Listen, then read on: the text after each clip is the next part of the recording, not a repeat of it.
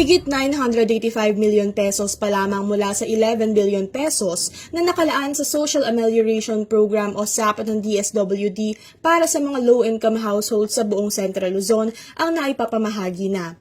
Ibig sabihin, malaki pa ang backlog ng DSWD sa pamamahagi ng SAP dahil nasa 10 billion pesos pa ang hindi nadidisburse.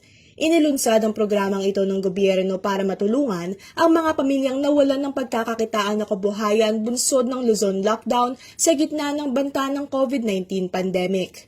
Sa guidelines ng DSWD, bibigyan ng pinansyal na ayuda ang mga walang kinikita.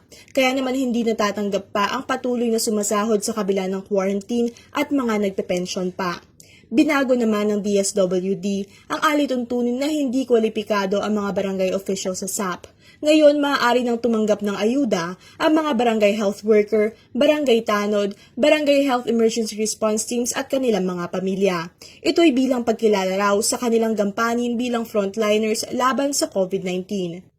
Sa pinakahuling tala ng DSWD Region 3 as of April 20, mahigit 151,000 na pamilya sa buong rehiyon ang nabiyayaan ng 6,500 pesos. Sa Aurora, 447 na mahihirap na pamilya mula sa mga bayan ng Dilasag, Baler at Maria Aurora ang tumanggap na ng ayuda.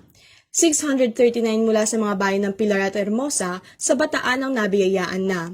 61,000 poor families naman mula sa Nueva Ecija, halos 60,000 mula sa Bulacan, higit 24,000 mula Pampanga, higit 4,000 mula Tarlac at higit 1,000 mula Zambales. Punteriya ng ahensya na maipamahagi ang kabuuang 11 billion pesos sa higit 1.5 million na non-4-piece beneficiary ng SAP sa buong Central Luzon sa katapusan ng Abril kung kailan inaasahang matapos ang Luzon-wide quarantine. Samantala, inatasan na rin ng Department of the Interior and Local Government ang mga namumuno sa barangay na ipaskil sa barangay hall ang listahan ng mga tatanggap ng cash aid mula SAP sa ngalan ng transparency. Galing naman sa DSWD ang listahan ng mga benepisyaryo.